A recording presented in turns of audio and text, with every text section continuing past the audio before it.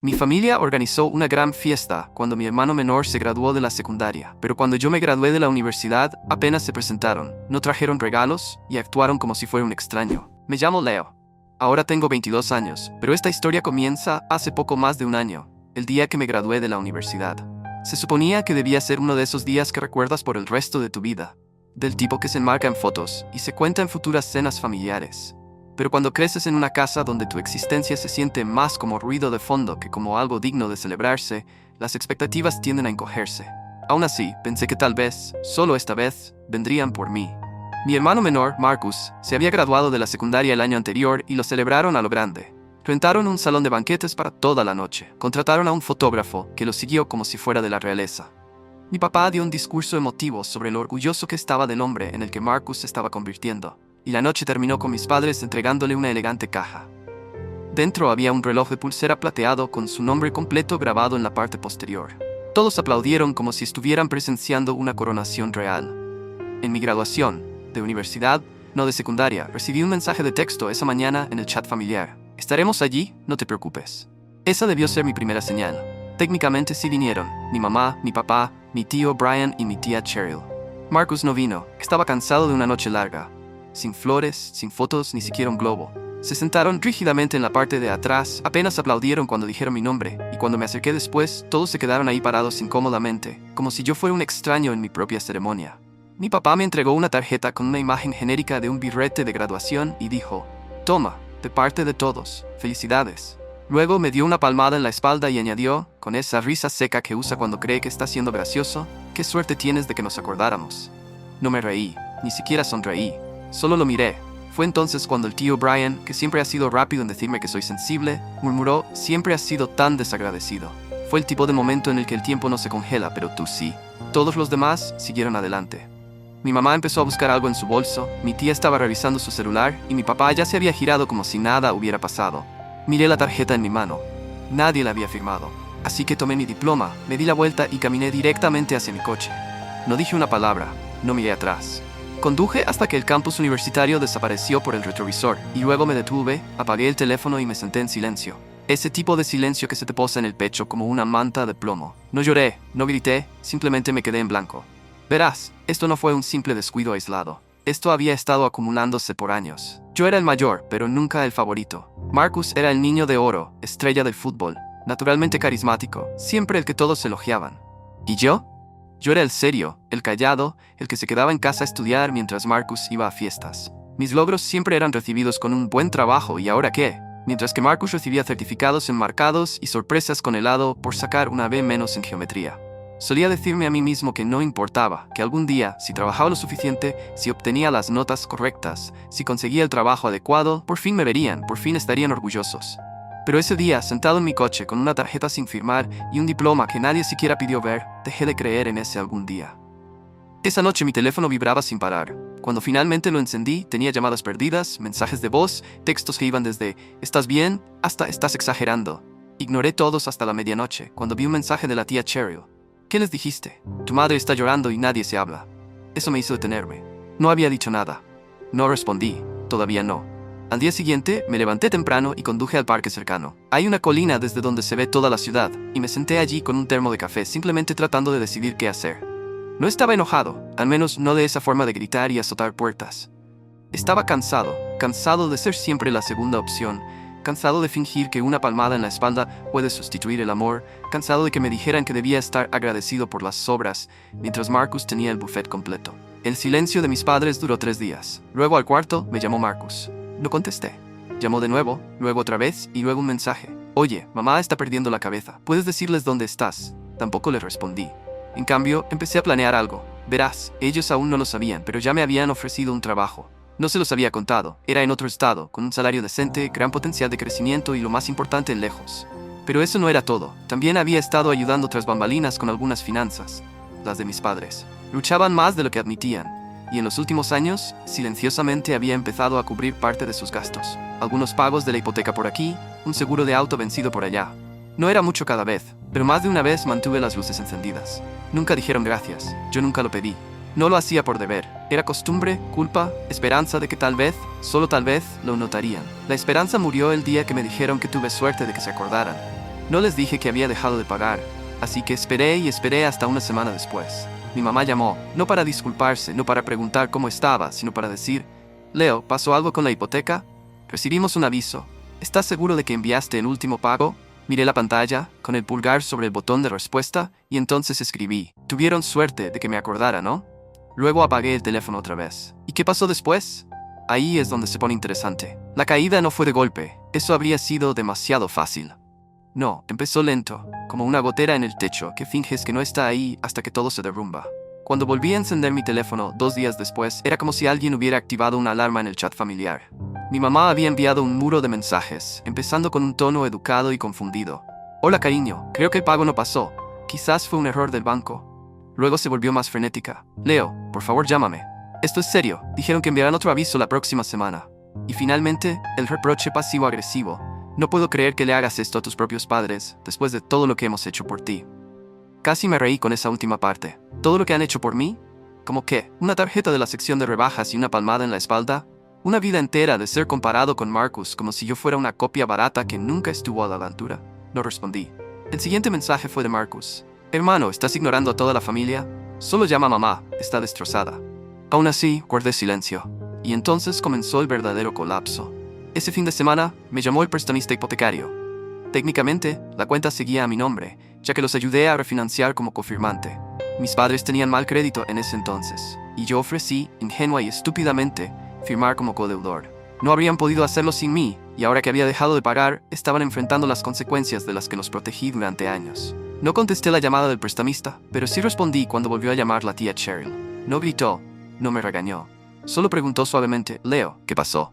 Pude haberle dicho la verdad. Pude haberle dicho: me cansé de ser invisible. Me cansé de dar y no recibir nada. Me cansé de ser la red de seguridad que nadie agradece.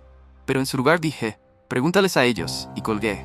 Esa noche empaqué el resto de mi departamento en 2 maletas. Dejé los muebles, vendí lo que pude por internet, doné el resto. Tiré la última bolsa de comida y dejé mi llave sobre el mostrador.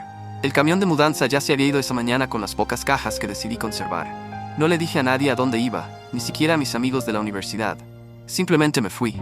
Mi nuevo trabajo era en Seattle. Un nuevo comienzo, una nueva costa, sin historia. Me adapté rápido. Estaba demasiado acostumbrado a estar solo como para que la soledad me detuviera. En un mes ya tenía una nueva rutina, un apartamento tranquilo y paz. Por primera vez en años, sin mensajes sobre facturas vencidas, sin manipulación emocional, solo silencio. Pero en casa estaban en caída libre. Mi mamá empezó a llamar todos los días, luego a enviar mensajes. Cuando no respondí, cambió de táctica. Me escribió correos, contactó a uno de mis antiguos profesores. Incluso le envió mensajes a algunos de mis amigos por Instagram. Cada mensaje sonaba más desesperado que el anterior. Mi papá no dijo nada directamente, pero supe por un vecino, el señor Flanders, el jubilado que vivía 2 casas más abajo y siempre solía saludarme cuando cortaba el césped, que había discusiones casi todas las noches. Gritos, puertas azotadas, mi mamá llorando en el porche. Se perdieron 2 pagos más de la hipoteca, luego un tercero.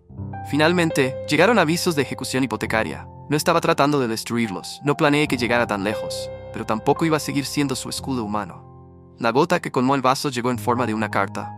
Llegó a Seattle 2 meses después de que me mudé. Sin remitente, pero con la letra de mi mamá.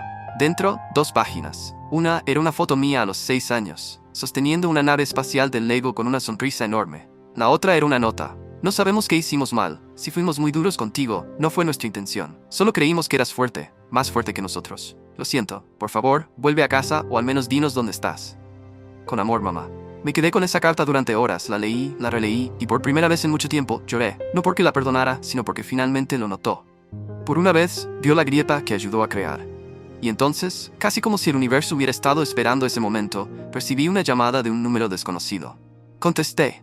Era Marcus. No gritó, no se quejó. Leo, papá está en el hospital, se desmayó. Por estrés, creen los doctores. Mamá apenas puede con ello, no quiere comer. Sé que las cosas se pusieron feas, sé que estás dolido, pero por favor, solo habla con ellos. Por favor. Yo permanecí en silencio. Luego añadió, más bajo esta vez, lo están perdiendo todo, y creen que ya te perdieron a ti.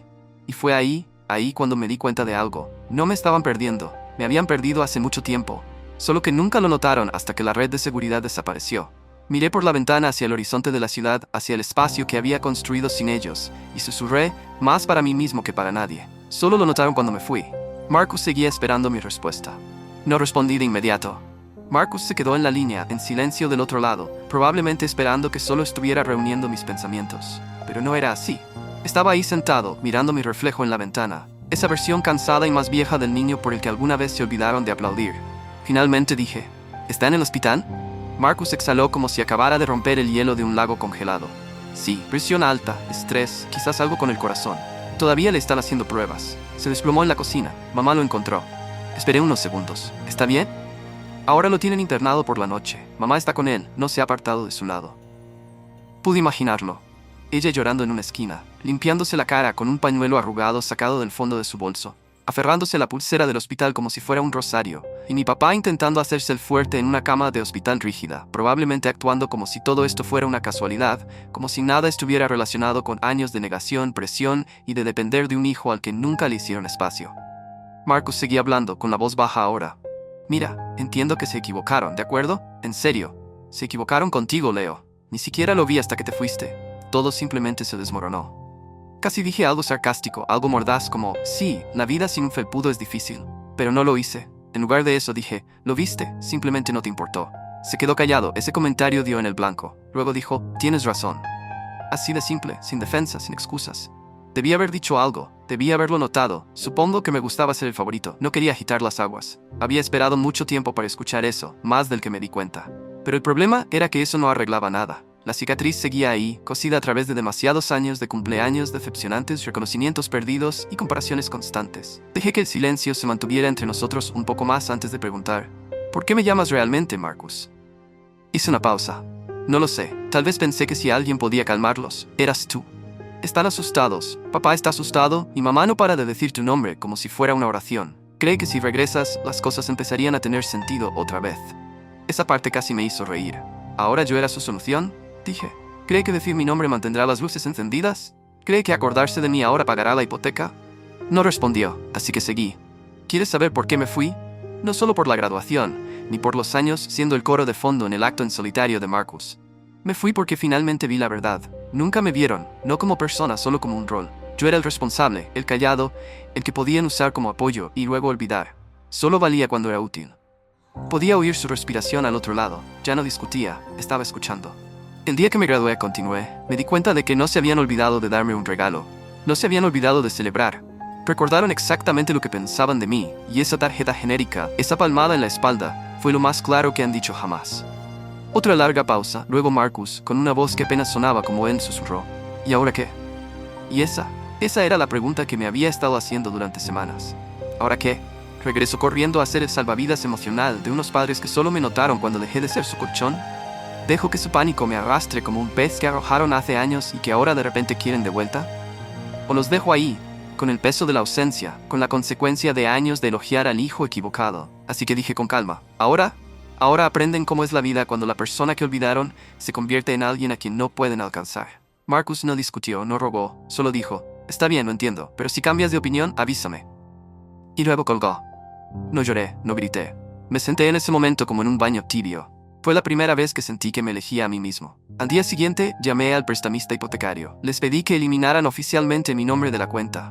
Tomó algunas idas y vueltas, pero como los pagos estaban en mora y no había firmado los documentos de renovación que enviaron hace un mes, legalmente estaba libre. Luego bloqueé a todos los miembros de mi familia excepto a Marcus. Pasó una semana, luego otra. No recibí ni un solo mensaje, solo un silencio tranquilo, inquietante, escalofriante, de parte de las personas que solían enviar mensajes de culpa como si fueran alarmas programadas. Hasta que una noche, justo cuando me iba a acostar, recibí un correo de mamá. No era largo, solo unas pocas líneas. Ahora lo entiendo, rompimos algo y no sé si se puede arreglar, pero si alguna vez se puede, solo quiero que sepas que estaremos esperando, sin condiciones, sin culpa, solo esperando, con amor siempre. No respondí al correo, ni esa noche ni al día siguiente. Lo dejé ahí, como una carta encontrada en el fondo de un cajón viejo, amarillenta y frágil, demasiado tarde para cumplir con lo que debía hacer. Pero lo curioso del perdón, el perdón real, es que no se trata de decir que está todo bien. No se trata de fingir que la herida no ocurrió o de cubrirla con cinta adhesiva y llamarla sanada. Se trata de decidir no cargar con ese peso, incluso si la cicatriz permanece. Pasaron 2 meses después de la llamada de Marcus. Mi trabajo en Seattle me mantenía ocupado. Me adapté a una rutina, mañanas tempranas, café fuerte y caminatas por la ciudad después del trabajo, donde nadie sabía mi nombre y no tenía que ser el responsable de nadie. Solo era Leo, solo yo. No pensé en volver. No porque los odiara, sino porque por fin estaba viviendo una vida que no era una disculpa constante. Entonces, un gris sábado por la mañana, me desperté con un mensaje de voz de Marcus. Su voz sonaba tensa, cansada. Oye, papá ya está en casa. Está bien, pero no es el mismo. Perdieron la casa, fue ejecutada la semana pasada. Están quedándose con la tía Cheryl en el sótano. Está difícil. Creo que finalmente lo entienden. No sé si arregla algo, pero están diferentes. Callados, realmente callados. Sé que probablemente no quieras escuchar esto, pero todavía hablan de ti todos los días. Hubo una pausa. Creo que ganaste, Leo. Creo que finalmente te vieron. No sabía cómo sentirme. Me quedé con esas palabras, repitiéndolas en mi mente como un bucle. Creo que ganaste. Pero la venganza nunca fue realmente el objetivo. Lo fue el reconocimiento. Quería que me vieran, no a través del lente de lo que podía hacer por ellos, sino por quién era, por lo que cargaba, por el esfuerzo que implicaba ser siempre el que hacía la vida más fácil para todos los demás, mientras recibía las sobras. No devolví la llamada a Marcus, pero pensé en lo que dijo. Y 3 días después, reservé un vuelo. No se lo dije a nadie. Simplemente aterricé, alquilé un coche y conduje directamente a casa de la tía Cheryl. Estaba lloviendo, por supuesto que sí. Su casa era más pequeña de lo que recordaba, o tal vez yo había crecido. Curioso cómo pasa eso cuando finalmente te vas. Me estacioné al otro lado de la calle y me quedé en el coche durante mucho tiempo, observando las luces parpadear detrás de las persianas entreabiertas. Podía ver siluetas, gente moviéndose, una sombra cerca de la ventana, un plato siendo pasado en la mesa. Luego salí, crucé la calle y toqué la puerta. La tía Cheryl abrió. Parpadeó como si estuviera viendo un fantasma. Leo. Su voz se quebró. Asentí. ¿Está bien si entro? Abrió la puerta sin decir una palabra y se hizo a un lado. La casa olía a carne asada y alfombra vieja, familiar, denso. Caminé lentamente por el pasillo angosto hasta la cocina, donde podía oír el tintinear de los cubiertos. Y entonces los vi. Mi mamá estaba sentada en la mesa, de espaldas a mí. Mi papá estaba frente a ella, más delgado de lo que recordaba, los hombros encorvados como un globo medio desinflado. Marcus estaba a su lado, levantando la vista al verme entrar.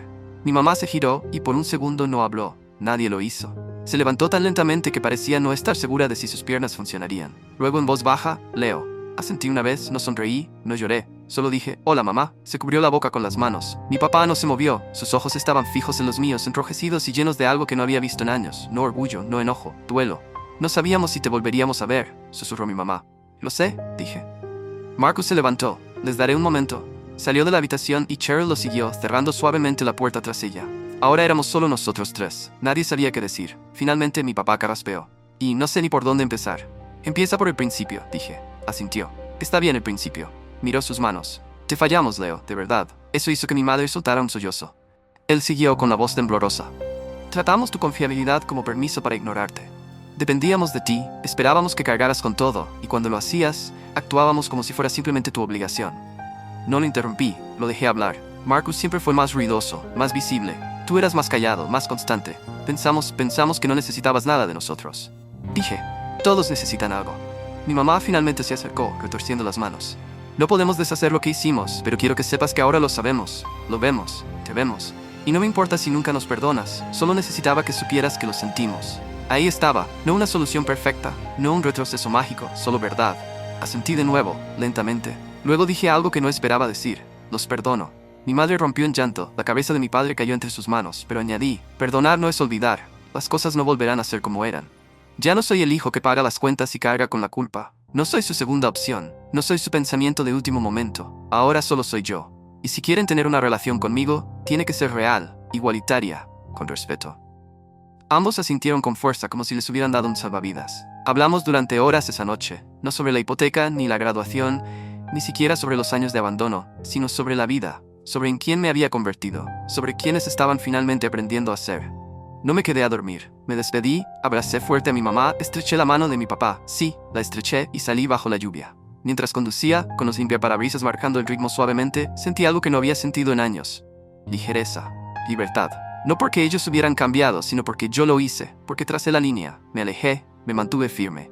Y cuando regresé, fue en mis términos. El hijo pródigo no volvió roto, volvió reconstruido. Y por primera vez en mi vida, ellos finalmente lo vieron. La historia termina aquí, no con venganza, sino con reivindicación. No con un colapso, sino con claridad.